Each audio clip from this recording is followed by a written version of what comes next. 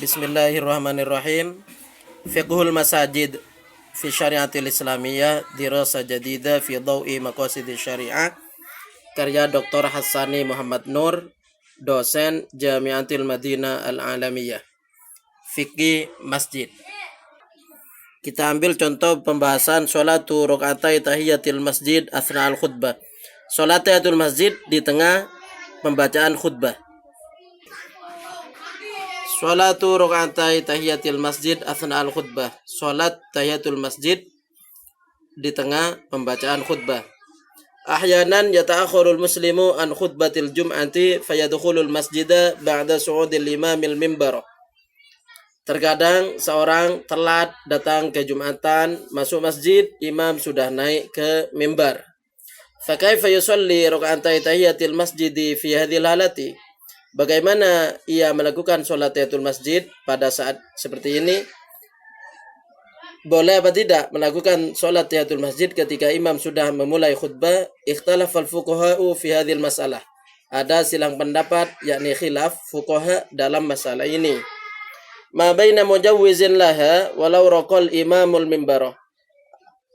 Ada yang membolehkan meskipun imam sudah naik mimbar.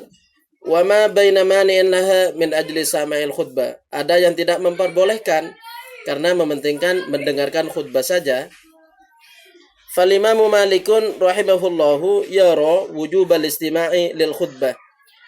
Imam Malik berpendapat wajib mendengarkan khutbah saja.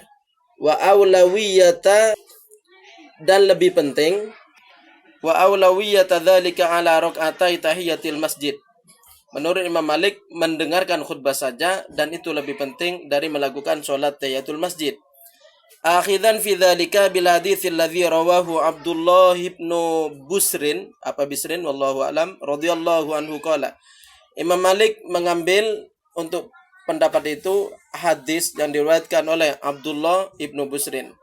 Qala ja'a rajulun yatakhatta riqaban nasi yaumal jumu'ati wan nabiyyu sallallahu alaihi wasallam yakhutubu. Datang masuk ke dalam masjid seorang lelaki melangkahi leher manusia pada hari Jumat sedang Nabi berkhutbah. Maksud melangkahi leher manusia itu adalah para sahabat di masjid itu kan posisi duduk. As-shaf sudah rapi. Kalau ada yang telat, lalu dari belakang mau ke depan, itu kan mau tidak mau menerobos as-shaf yang sudah rapi, yang duduk itu. Jadi ketika menerobos, maka ketika melangkah, kaki ini kan terangkat. Mungkin posisinya bisa lurus dengan leher orang yang posisinya duduk. Jadi itu yatakhatta riqaban nas, itu tidak boleh. Orang yang telat ini maju ke depan, menerobos barisan, sedangkan Nabi sedang berkhutbah. Faqala Rasulullah sallallahu alaihi wasallam, ijlis faqad adzaita wa anaita. Nabi bersabda pada orang tersebut, duduklah kamu, yakni duduk di situ saja. Faqad adzaita, maka sungguh engkau telah mengganggu, menyakiti perasaan juga dan juga mengganggu. Faqawnu anna Nabiy sallallahu alaihi wasallam qala lirrajuli ijlis, fahadha yakni adama wujubiha wa afdaliyata sama'il khutbati waqtaha. Maka adanya Nabi SAW bersabda pada orang tersebut, ijlis, duduklah, maka ini berarti sholat tahiyatul masjid saat itu tidak diwajibkan dan lebih afdol, lebih utama langsung mendengarkan khutbah saja. Ini menurut pendapat Imam Malik berpegang pada hadis ini. Orang yang telat tersebut tidak perlu melakukan tahiyatul masjid dan lebih penting mendengarkan khutbah. Ala hini yara syafi'iyatu wal hanabilatu istihbaba adaihima. Sedangkan Imam Syafi'i, mazhab Syafi'i dan mazhab Hambali mensunnahkan melakukan sholat tahiyatul masjid meskipun sudah di tengah-tengah khutbah.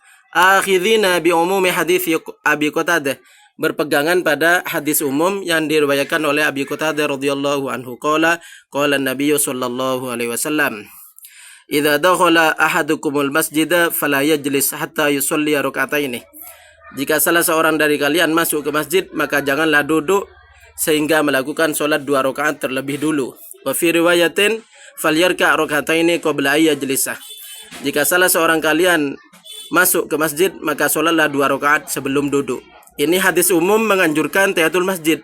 Jadi meskipun dalam tengah khutbah juga masuk dalam keumuman hadis ini, yakni tetap sunnah. Wa akhadhu aidan bi hadits Jabir bin Abdullah radhiyallahu an qala. Juga hadis ini menjadi pegangan mazhab Syafi'i dan Hambali yang mensunnahkan Ja'a Sulaikun al-Ghadafani yaumal Jum'ah. Seseorang bernama Sulaik al-Ghadafani masuk ke masjid pada hari Jum'ah. Wa Rasulullah sallallahu alaihi wasallam yakhutubu. Sedangkan Rasulullah sedang membaca khutbah. Fajalasa, maka Sulaik langsung duduk.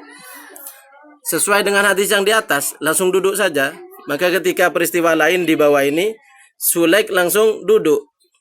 Fajalasa ay Sulaikun al-Ghatafani.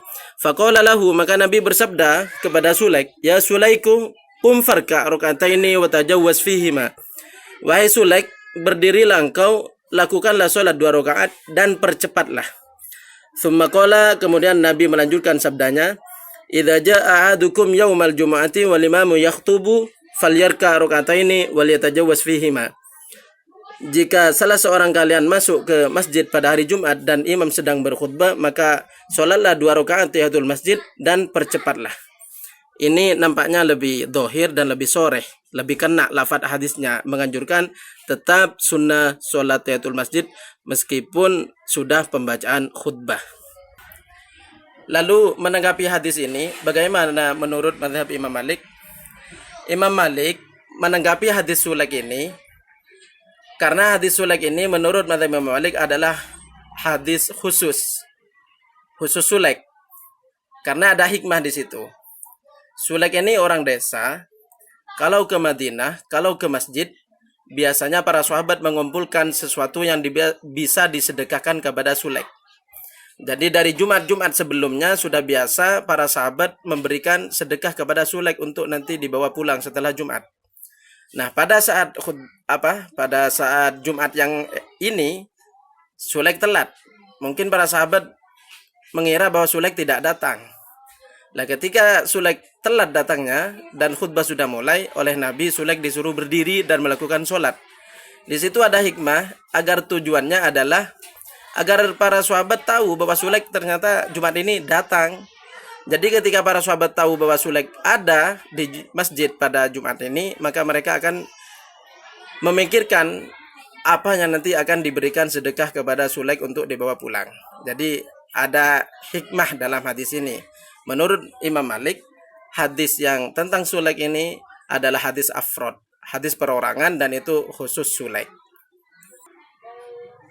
Kesimpulannya, wa yajibu ayyulahidhal muslimu huna amron fi ghayatil ahammiyati. Yang wajib kita perhatikan, ini yang lebih penting, huwa anna hataini raka'ataini mustahabbatani. Sesungguhnya salat tahiyatul masjid ini hukumnya sunnah, bukan wajib. Faman fa'alaha walau ba'da su'udil imamil mimbar fabiha wa ni'mat. Jadi barang siapa yang melaksanakannya meskipun imam sudah naik ke mimbar, maka fabiha wa ni'mat, maka bagus, waqad ashabas sunnah, dan orang tersebut sudah sesuai dengan sunnah. Wa man tarakaha wa faddala al-istima'a lil khutbati faqad ashabas sunnata aidan. Barang siapa tidak mengerjakannya karena memilih fokus mendengarkan khutbah saja, maka dia juga ashabas sunnah, sesuai dengan sunnah. Wa min huna nara anna al-amra fihi sa'atun walhamdulillah. Kita berpendapat bahwa dalam masalah ini hukumnya luas, yakni jangan dipersempit. Walhamdulillah. Faman wajada makanan yumkinu ayusolli fihi raka'ataini ustuhibba lahu fi'luha. Jadi kondisional saja.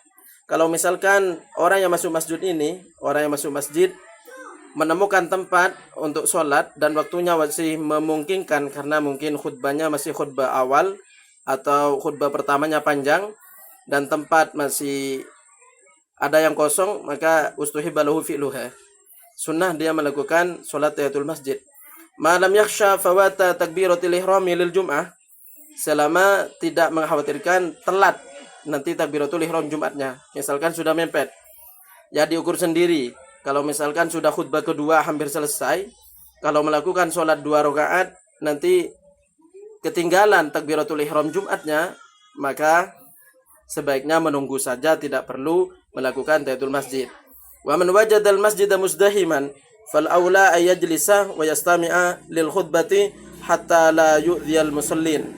Barang siapa masuk ke masjid dan masjid itu sudah penuh, maka dia berdiri atau duduk saja menunggu khutbah selesai, kemudian nanti sholat Jumat. Dengan begitu dia tidak mengganggu para jemaah yang lain. Fa yusabbibu lahum dararan min ajli ayyusi'u lahu makanan yusalli fi. Jadi bagaimana hukumnya melakukan sholat tahiyatul masjid sedang khutbah sudah dibaca? Maka hukumnya boleh menurut mazhab Imam Syafi'i dan Imam Hambali.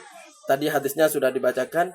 Menurut Imam Malik itu tidak boleh karena sebaiknya mendengarkan khutbah saja. Hadisnya juga sudah dibacakan.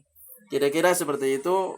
Semoga ada manfaatnya. Kalau salah mohon dimaafkan. Kalau benar semoga bermanfaat. Wallahu a'lam. Wassalamualaikum warahmatullahi wabarakatuh.